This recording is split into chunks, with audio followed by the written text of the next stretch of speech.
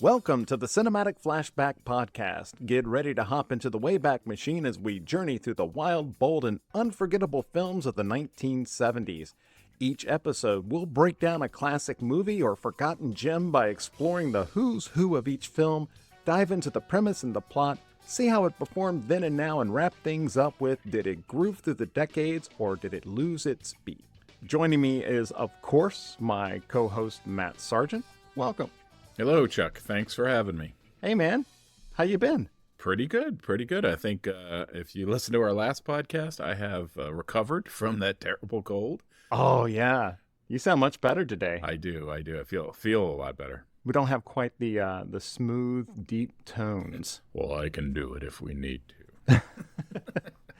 Today we'll be talking about Kelly's Heroes from 1970, which is a film about a motley crew of American GIs during World War II who go AWOL to rob a French bank that's located 30 miles behind German lines of its stored Nazi gold bars worth $16 million. Let's play the trailer before we give our opening thoughts. Kelly! What the hell are you doing here? Looking after the colonel, that's what. Shoot him and let's get the hell out of here. Shoot him, we don't get the gold. What gold? If you whisper one word about the gold to these guys, I'm gonna have you bounce from this outfit so fast your feet won't even touch the ground. Okay, Kelly. What is it? I want the intelligence report for this whole sector, and I need them in the next 2 hours. That's nice. What's in it for me? It's behind enemy lines. I got 3 Shermans outside. His name's Oddball. A Sherman can give you a very nice edge. It's still up.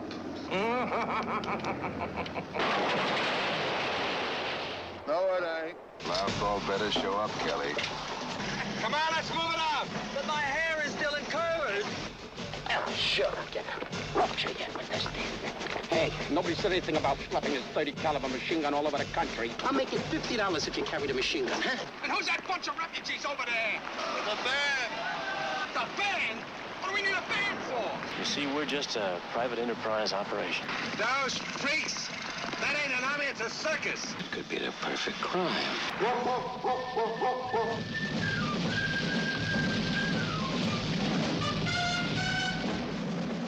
Matt, what are your opening thoughts on this movie? So it's a Clint Eastwood movie, so obviously I come into it with positive thoughts and positive memories. I do remember seeing this movie early in my life, not when it was in the movie theaters, I think. In 1970, I was 9 years old. 8. So. Oh. I'm starting to know your age. Yes.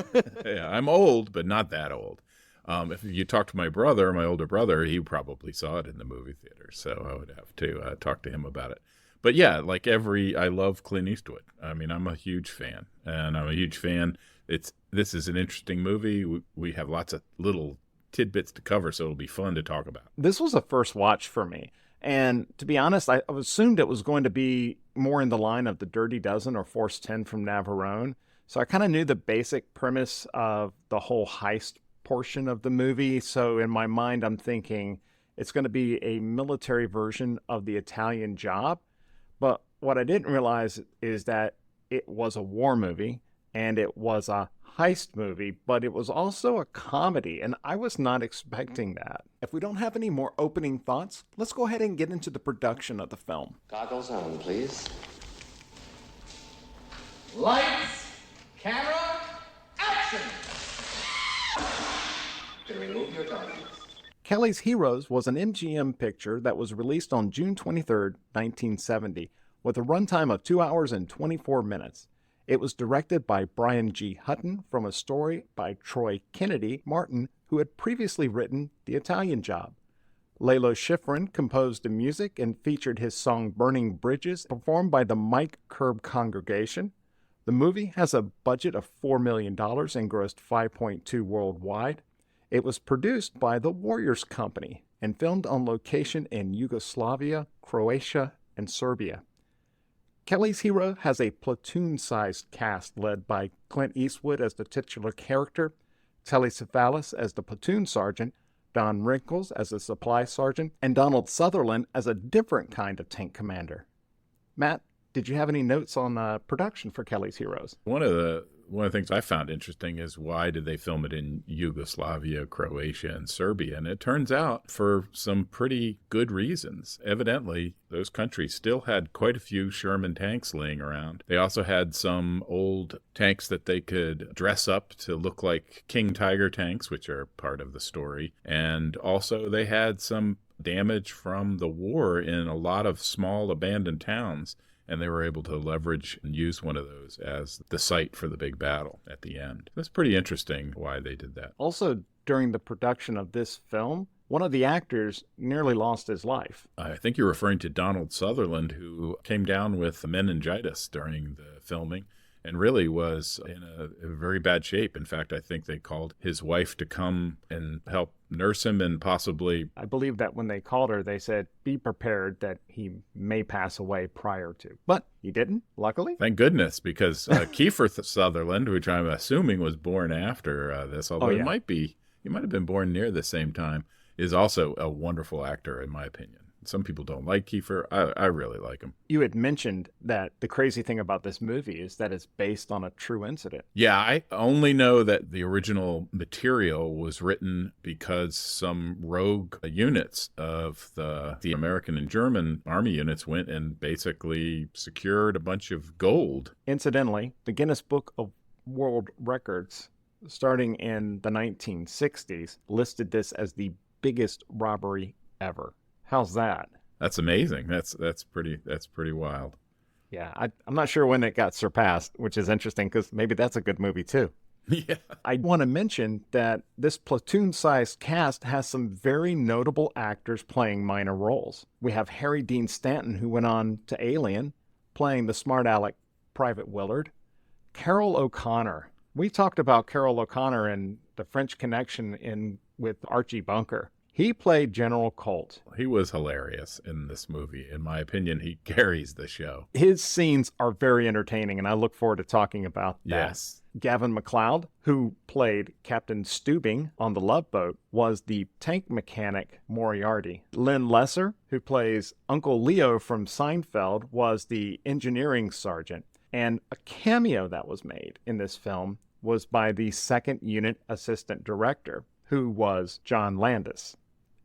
He had an uncredited cameo as one of the four nuns seen near the end of the film. And interestingly, he shares that while he was in Yugoslavia, he came up with the story for an American Werewolf in London after seeing locals performing rituals on a man buried so that he would not rise up from the grave. I think you're actually referring to the Romani people, who are what we would call, colloquially, the gypsies. That's an interesting connection because we have one of our characters is very gypsy-esque. Yes, exactly.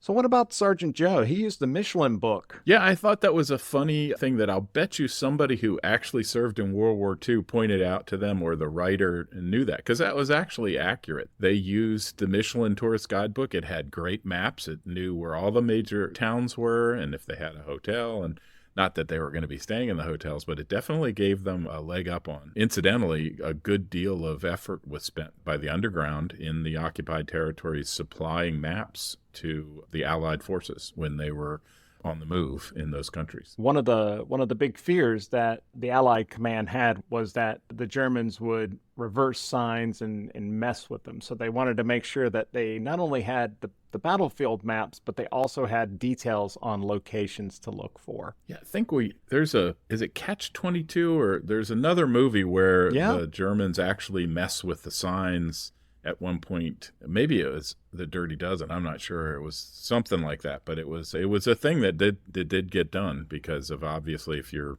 not familiar with the area and you look at the signs. Donald Sutherland, going back to him, had told John Landis that if he was ever a director, he would appear in all of his movies. Well, that didn't happen, but he appeared in a lot of them, including the Kentucky Fried Movie, National Lampoon's Animal House, and he was on the billboard in the Blues Brothers. So he may have had small parts, but he would appear in them. I remember him in National Lampoon's Animal House. He was a professor who was having a liaison with a college student, the girlfriend of one of the characters. Yeah. And he was, small part, but very impactful and hilarious, actually, if you remember it. In the Kentucky Fried Movie, he is just basically walking by. He just has like a quick walk by, and you go, wait, was that Donald Sutherland? I love Donald Sutherland. Yeah. He's a treasure, and we've seen him in a couple of movies here where he's just, this is the range of the guy. Because in this movie, the person he plays in the movie, Don't Look Now, he's a completely different character. This is an amazing actor. Clint Eastwood had signed on to do this picture because his director friend Don Siegel was originally set to direct the picture. And Brian G. Hutton signed on after Siegel had to drop to finish post-production of another Eastwood collaboration called Two Mules for Sister Sarah. Eastwood and Hutton had previously worked together on Where Eagles Dare, which Hutton is most known for. Hutton took a 7-year Hollywood hiatus between 1973 and 1980 before returning for a few more years, only to leave Hollywood for good after he had directed 1983's High Road to China with Tom Selleck. Did you see that movie? I remember seeing it. I remember it being kind of not great, but I could be wrong on that. It was in that era where everyone was trying to cash in on Raiders of the Lost Ark. Yeah, it was like an also ran, I think. It's what that's. Yeah. And I love Tom Selleck. He's one of my favorite guys as well. He was. He was a hot property at that time. Yeah. Let's see. In Kelly's Heroes, I counted one Wilhelm scream. So have you ever heard of the Wilhelm scream? No, I have. Okay, I'm gonna play it for you right now, and from now on, now I'll notice it. When you hear it, you'll say, "That's a Wilhelm." My wife even counts Wilhelms now. Isn't that funny? So. That's like me now after I got a drone. Years ago when I got my drone. Now when I look at movies, I can't help but say, "That's a drone shot. That's a drone shot. That's a drone shot." Okay, so where are we at? The sound of the Tiger Tank turret was reused in 1986's Aliens as the sound of the power loaders that Ripley used to defeat the Queen at the end of the movie.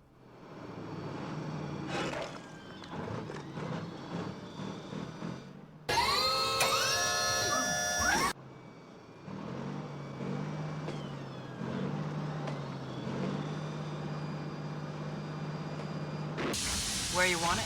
Oh, that's amazing. That's great, because that was a great sound effect. They were really well done with because it was the thing she stood in, right, and drove. Yep. That's a cool callback to a sound. What I would really like to know is if that was the real sound of the turret, if that was filmed on location, or if that was something that they added afterwards. Because there's a scene we'll talk about where they added some other embellishments. So this could have been a post-production. I will say that we know that those weren't really Tiger tanks. Oh, really? Yeah, those were not real Tiger tanks. They were some other kind of tank that was dressed up to look like a tiger. And I actually have some trivia about Tiger tanks from a good friend of our family who was a tank commander in World War II. Oh, hit me with it. He was tank commander. He actually fought in the Battle of the Bulge, and he told me the story that they had captured about a dozen Tiger tanks, and they were driving them back to the rear to examine them, to go back to the rear and take them apart and figure out where their weaknesses are and what could be done. And it was about a 30 or 40 mile trip. And he said by the end of the 30 or 40 miles, one of them made it. They were so heavy and they vibrated so much, and their engines were so big that they just shook themselves to death. So the normal mode for the Germans were to roll those around on freight cars, on cars on the rail, and they would drive them to the battlefield. Then they'd roll them off. They'd only use them on the battlefield in open territory, and then roll them back onto trains, because if they drove them any amount of distance, they fell apart. And he said the reason they arrived with one is they kept taking the parts off others as they broke down to fix them until they only had one left. Wow. So there is almost none. I have seen it's called a King Tiger tank, and I have seen it in the Bovington Tank Museum in England when I was there in 1980 when I was visiting. And it's an amazing machine. It's absolutely gigantic with armor so thick you can't imagine it. And that's absolutely true when they show our shots. I don't know if you've seen in, what's the movie, Fury. They have some really good scenes about tank battles, and they just show the American shells just bouncing off the armor. And that was absolutely true. You had to get behind them, and you had to shoot them. What Donald Sutherland says in the movie, you got to get right behind them, and you have to shoot them point blank, was the only way to kill them. Tiger is an open country tank. We happen to have these in a small town with narrow streets. And we do have the element of surprise. Yeah. Look, Kelly, a tiger has only one weak point. You gotta hit it point blank, and you gotta hit it from behind. Wow, that's cool. So there's some accuracy. There's even more, and I don't know if it's a good place to do it, but there's even more. Donald Sutherland, in part of the movie, talks about how fast his tanks are, that his mechanic has improved their speed going forward and backward. This engine's been modified by our mechanical genius here, Moriarty. These tanks are faster than any other tanks in the European theater of operations. Forwards or backwards. See, man, we like to feel that we can get out of trouble quicker than we got into it. This is absolutely the technique that you had to use with fighting a Tiger tank. You had to get close, and you had to move fast, and our Shermans could move fast because their tank turret on a King Tiger was so heavy that it could only slew at a certain rate. So if you were more than a few hundred yards away, the tank turret could turn and aim at you and put a giant shell in you. But if you closed it within 100 yards, it couldn't slew its cannon around fast enough to get at you. And that's what they did in the Battle of the Bulge. They ran those Shermans as fast as they could, moving them all the time and getting behind them.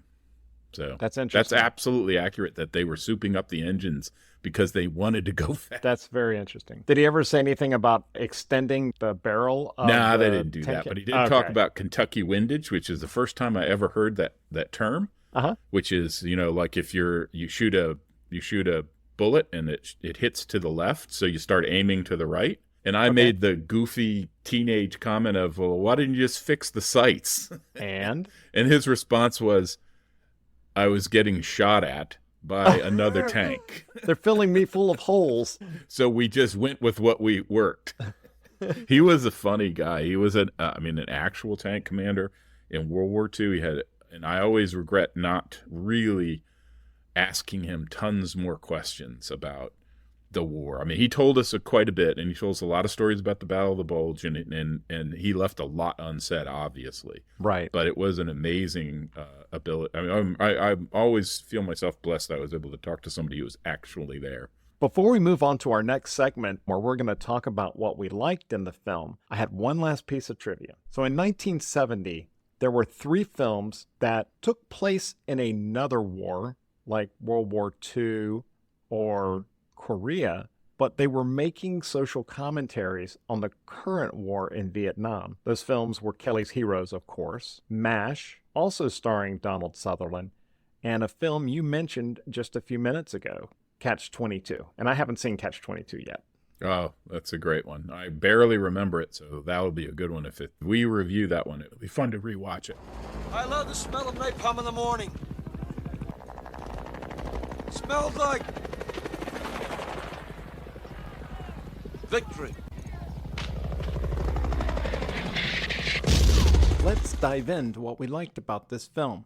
What worked for you? I have to think a little bit, because I'll be honest with you, this wasn't one that sort of was knocking out of the park for me the whole time. But I think the humor of Carroll O'Connor is what made this movie for me. He is hilarious in this movie, and I don't think very many actors could have pulled off the absurdity and humor that he was able to do so well. All of his scenes were over the top in everything, and just sort of highlighted what they were going for, which was that the upper command didn't know anything about what was going on. Yeah, I think I kind of referred to them as the Keystone Cops. But one of the other things is things were on point in this movie for a couple of reasons. One of them was costuming. And I don't know if you remember, but he comes down in a red robe that has his stars on it. His rings. It's hilarious. And then, of course, there's just a bunch of funny scenes. I mean, every scene he's in is pretty funny. Even before the action happens and he's complaining about not getting any progress and how things aren't, no one has this fighting spirit. That comes back through a couple of times. Yeah. So he's funny in that. And then when things start to happen, he's even funnier because they're trying to obviously serve him this fancy breakfast at the same time. He's on the radio and he has a classic, in my opinion, one of the funniest parts of the whole movie is he's like, leave me alone, the game's on. Hey, What do you want me to do with this? Get the hell out of here, bouncer. We got the game on. That was great. Yes. My favorite line of his is where he looks at one of his lieutenants and they've just let them know that they've lost all of their aerial photographs. And Carol O'Connor just kind of looks at the camera and says, Did you lose my aerial photographs? They did a great job with that because they immediately, the next scene, which is perfect, is Donald Sutherland and his group, basically with all the maps spread out in front of them. all laid out in front of him.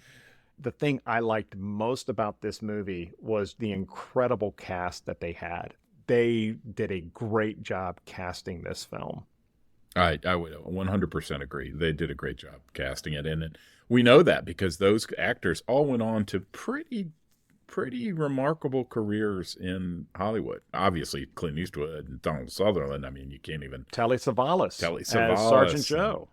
And even the minor characters, you saw them come up and up and up again. And, Seinfeld and the Love Boat. I mean, not saying that's high art, but I mean, we're talking about, working actors.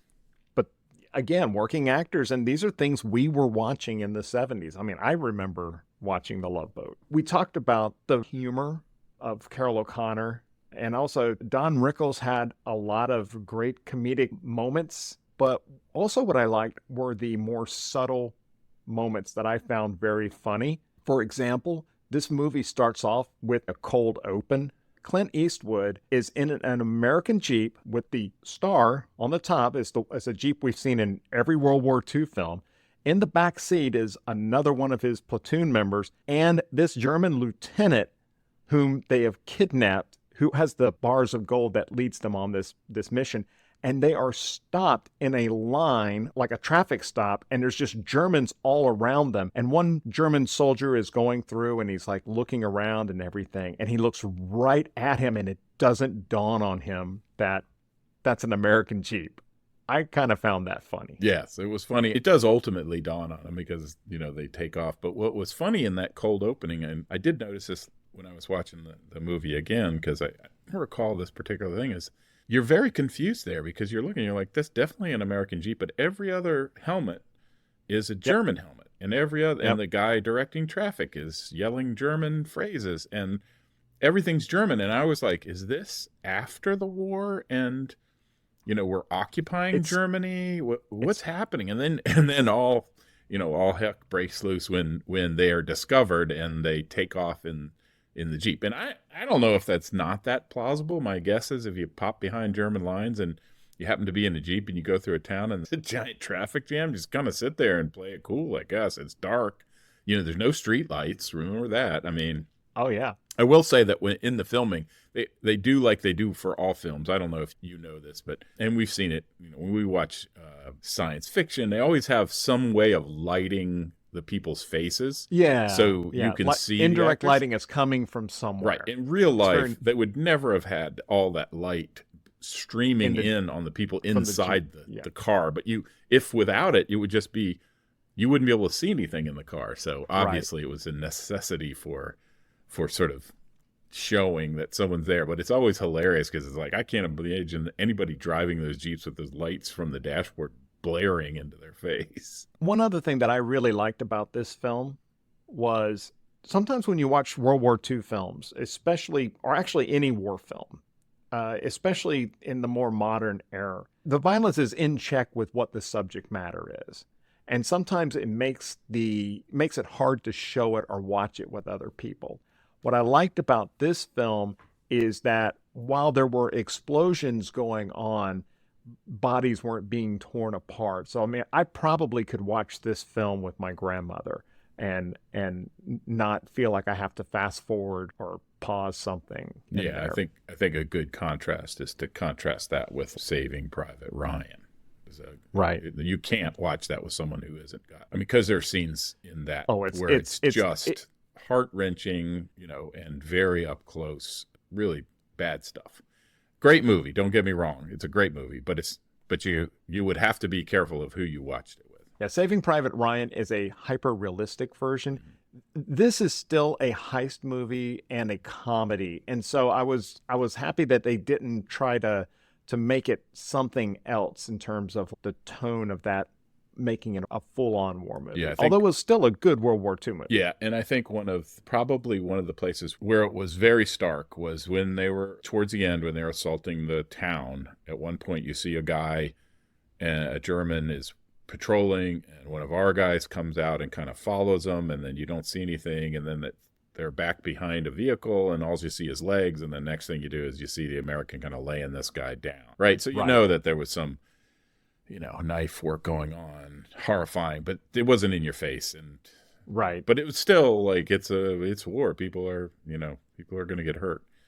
It's a war film that the casual viewer can go and watch and enjoy it for not only its comedic elements, its adventure, because it is an adventure, it is a heist film, but they also might enjoy something that I was not expecting. And I did put this into something that I liked, which was somewhere in the middle of watching this film, it started to dawn on me that this was a movie that took place in World War II, but they were making comments about Vietnam.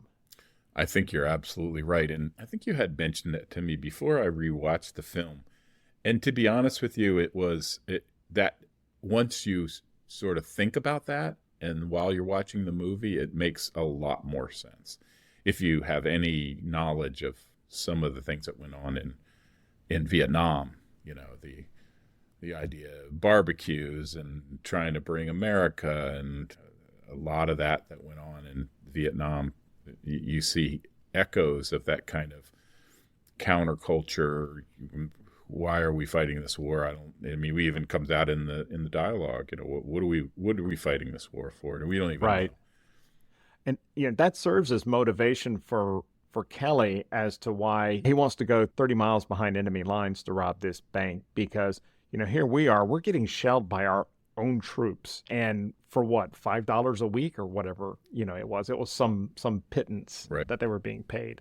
I think the other thing to bring out on that is that, as we know, the character Kelly, when we meet him in the movie, he's been busted down to a low rank. He was actually an officer before, and at first you just know that he was busted down. You don't know really why, but later it's revealed to you that he was busted down because an operation went bad and they had to pin it on someone, and they pinned it on him. And I think that plays into his attitude of, well, if that's what they're going to do to me, then I'm going to just steal this gold. I also like Telly Savalas' Big Joe character, because he's the platoon sergeant. He's the one who feels responsible for the men.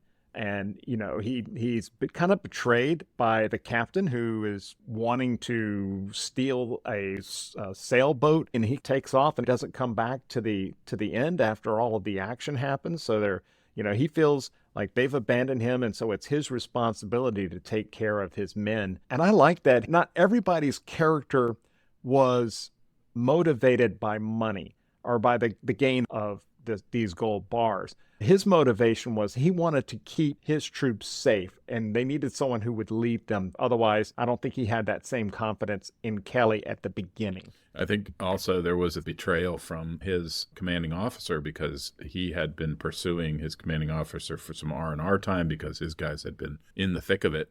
And his R&R that the commanding officer arranged was an abandoned house. And there was a big argument, or a big abandoned town.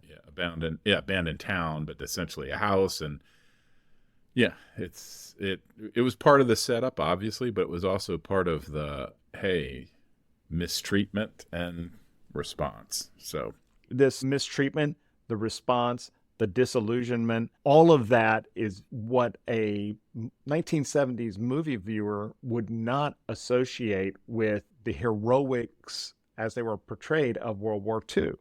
I think it was not until Saving Private Ryan and other later World War II movies that we realized that not everything was gung-ho. Obviously, there was quite a number of works that came out.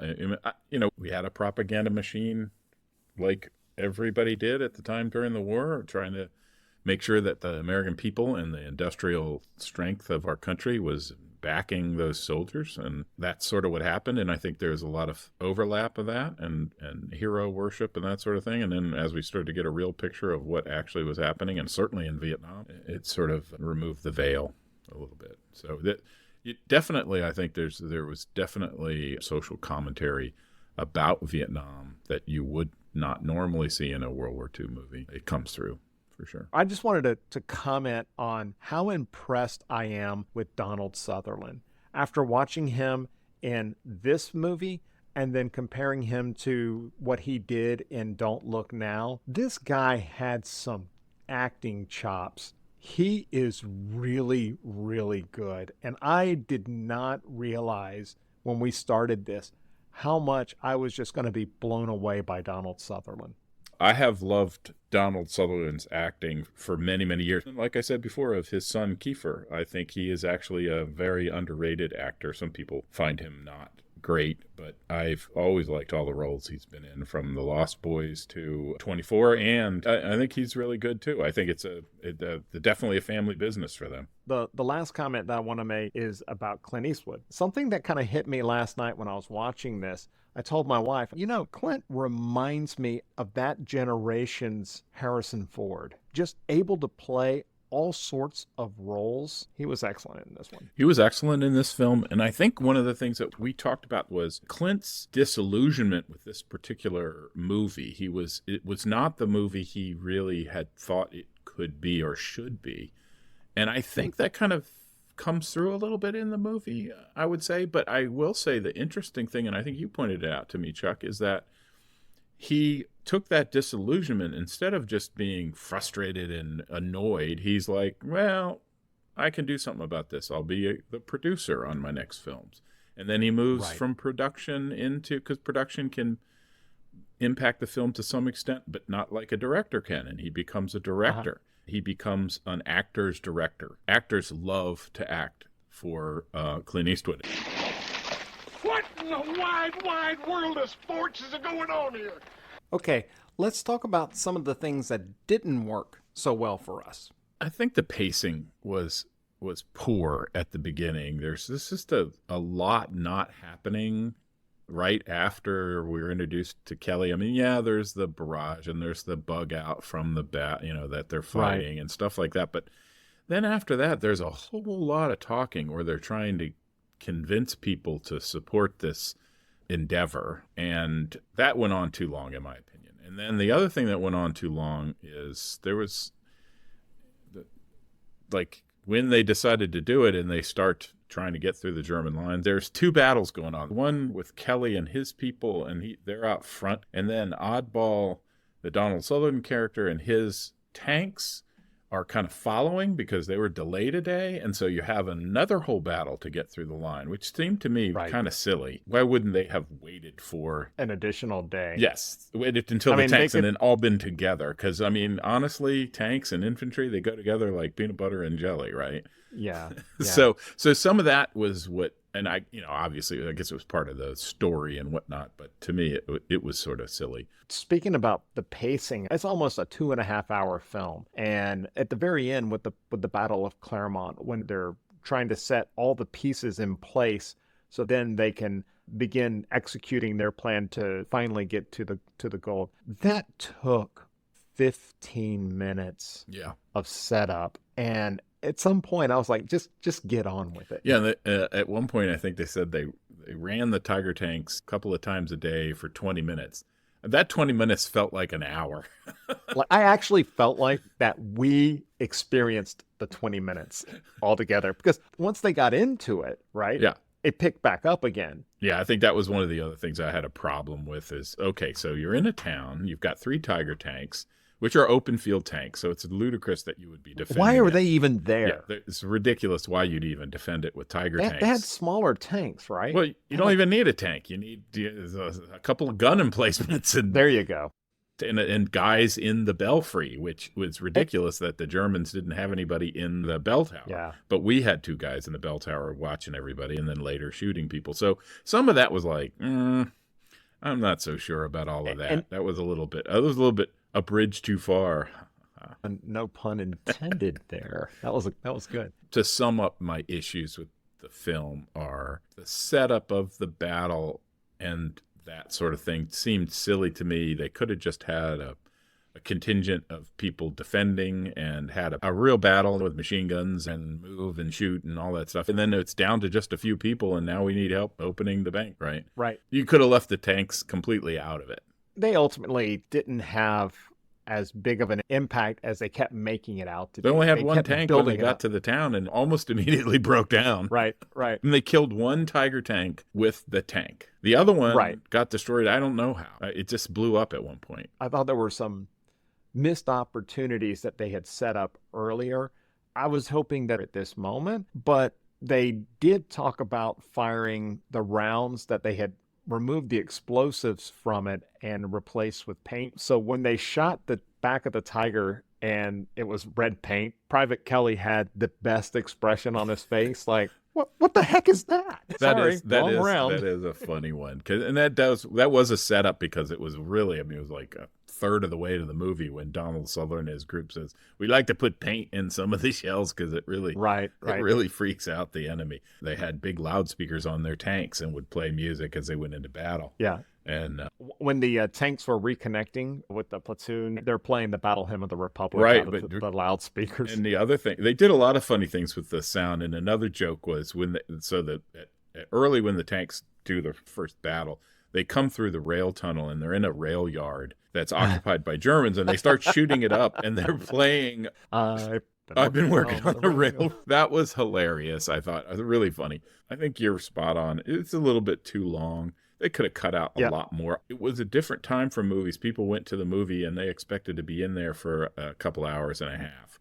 Nowadays, you're shocked if a movie goes 2 hours. One of the things I have noticed is trailers from this era are absent of the movie voice, and they are approximately 3 minutes in length, and they show quite a bit of the film. When we listen to the trailer for this film, I edited it down because I don't want our listeners listening to 3 minutes of what we're going to talk about. Right. But just to get a little bit of the flavor. So a little bit different time in terms of the pacing. Yeah. I found the anachronisms just a bit jarring. I liked it, but I didn't like it, especially kind of the character of Oddball, who has kind of that hippie/gypsy spirit about him and their entire tank crew. We definitely see that as a real echo of the times, right? This movie was filmed obviously in 1969 or early 1970, so we're talking the whole counterculture thing, and they definitely would fit well into those characters. But I think you're right. I think that's a pretty long road to hoe there. I thought Brian G. Hutton did a great job, right? I have no complaints about his directing in this film. However, I would have loved to have seen Don Siegel direct this movie. I think that we would have gotten something that was closer to Dirty Harry as far as the action. I think the action would have been taken up just a notch with Don Siegel. I would agree that's probably true, but I think one of the more redeeming parts of this film, in my opinion, is its humor. And it's hard to increase the humor when you level up the seriousness of, for instance, if the battle scenes were much more serious and much more realistic. It would have been hard to switch to the lighthearted, over-the-top of Carol O'Connor, if that was the case. So it's one of those things where it's sort of like, it's a balance sometimes. And sometimes if you turn something up, something else has got to go down. They don't both go up. Right. Are we ready to move on to our favorite scenes? Sure. Easy, miss. I've got you. You've got me! Who's got you? Okay, let's go ahead and dive into scenes that we really, really liked and want to tease out a bit more. Yeah, I think there's quite a few that are funny, that at least were funny to me. So obviously, as I said before, I think most of the scenes with Carol O'Connor playing it over the top for this general was nice for me. I liked them. They were funny. And I especially liked that his staff is trying to give him his breakfast and they're crowding around him while he's listening to the battle on the radio. And he yells at them to get out of the way. We got the game on. It was just really funny. Hey, Hutton! Where are you from, Sergeant? Jersey City. Stand up straight when the general speaks to you. Well, now, don't you feel bad about it. You're a hell of a soldier, and I just want to shake your hand. All America's real proud of you today. All right, come on. I got a medal here in the Jeep for you. Men, 16 million bucks shot. And then I think one of the other ones was, I guess, the character Crap Game. They also called him Crap all the time. Yeah. But the funny part about it is, during the battle, an outhouse gets blown up around him, and he's covered in crap. So that was kind of a funny sort of callback to him being called Crap all the time. God almighty. You guys smell like you fell into a dung heap. Kind of makes you homesick, don't it? You know, it does kind of, don't it, old buddy? Yeah. Kind of makes you homesick, don't it? That was a hilarious scene. That was really funny. He's so quick with the comebacks. That was classic Don Rickles shtick with the quick comeback and the zinger. There's no way somebody wrote that. I'm 100% sure Don Rickles improvised that. It was really funny, and it felt like something that he would say. One of the character developments I liked was all throughout the journey, there is this enmity between Crap Game and Big Joe, because I think Crap Game to him represents the worst opportunist, but over the course of the movie, Crap Game carries his own weight. He carries a .30 caliber weapon. He becomes part of the unit, and even at that point where he's now wounded. Where'd he get it? Billy got it right here in the leg. Anything else? What do you mean, anything else? Ain't that enough for you? How do you feel, Hustler? Great. Since when did you ever give a damn how I felt? Okay, wise guy, forget it. I almost thought they were like going to break down and hug, but Crap Game, in his Don Rickles best, makes some crack that kind of breaks the moment so that what both men were going to say doesn't get said. Right, which is typical in male-to-male interactions. I think we would be remiss if we did not talk about the homage to Sergio Leone. There's a stalemate where Don Rickles, he says, then make a deal. Big Joe says, what kind of deal? Crap Game, a deal. Maybe the guy's a Republican. Business is business, right? And he's talking about the last remaining Tiger tank that is in front of the bank blocking their way. Then you have this scene where Clint Eastwood is shoulder to shoulder, Big Joe, and with Oddball. And the music starts into that music that's reminiscent of the good and the bad and the ugly. And as they're walking down, Oddball pulls his pistol and sticks it into the holster at a certain angle so that he can quick draw. And as they're walking down the street, you hear the subtle clinking of spurs, which made me love this scene because all of a sudden they went from subtle comedy to the unbelievable, outlandish, this is over the top at this point. Because there's these three men who are doing this walk down on this Tiger tank.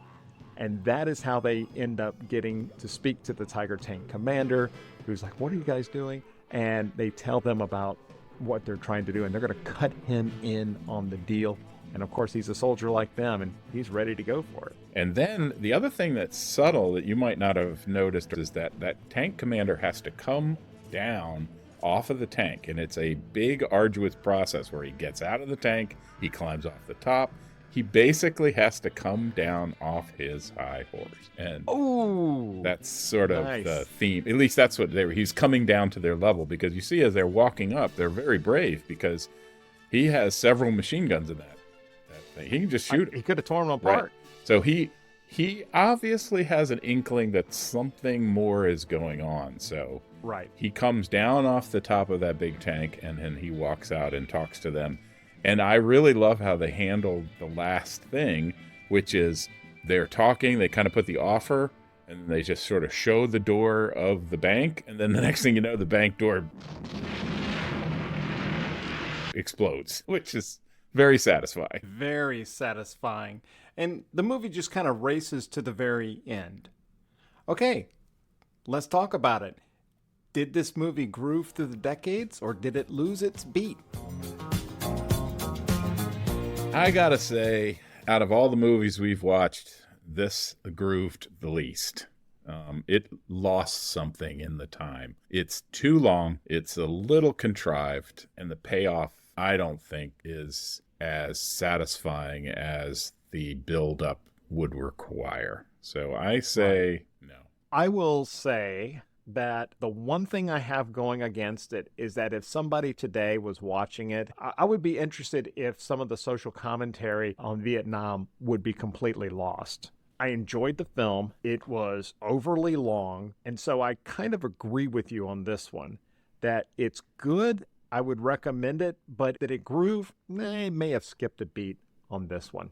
I think it's one of those movies that you can recommend, but you'd be careful who you recommended it to. Right. Good example is we reviewed Breaking Away. I would recommend that to anyone of any age, right? Right. Without reservation. It's a universal story. Right. I would do that the same for French Connection because it was such a seminal film, and it is exciting and interesting, and I would recommend that to anybody. This one, if your birth year begins with a 2, you're not going to be interested in this. It's going to be lost on you. It might be fun to see Clint Eastwood as a young, super handsome dude and Telly Savalas in his early film career. But I think you definitely, if you're of a certain age, let's say if you were born in maybe the 60s, this is a great flashback to the past and cinema that you would probably enjoy. Comparing it to the other films that we've watched is why I don't think it grooves in the same way, say, that Dirty Harry grew. I don't know if it was worth the $3.49 I spent to rent it. I think that just about does it. So, Matt, thank you once again for coming on and talking about another movie from the 70s. As usual, I enjoyed it quite a bit. And Chuck, you do a great job getting us prepared for this. And I think the production value at the end is also remarkable. So thanks for doing that. I know it's a lot of work. Yeah, thanks, man. I appreciate that. And also, I want to thank our listeners for joining us. Please be sure to subscribe so you don't miss an episode. And if you want to contact us, you can email us at podcast@cinematicflashback.com or leave a comment on our Facebook page, the Cinematic Flashback Podcast.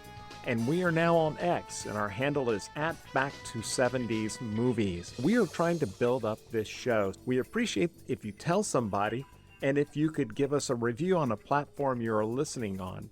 If you enjoyed the show, please give us a 5-star review so we can reach more listeners.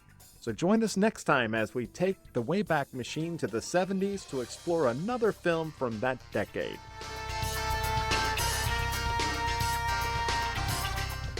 And if Donald Pleasant's character would just seem to be what his name says, which is oddball. You mean Donald Sutherland? Did I say Donald Pleasance? Yeah. Okay, that's our pigtail right there, because that's twice now that it's happened.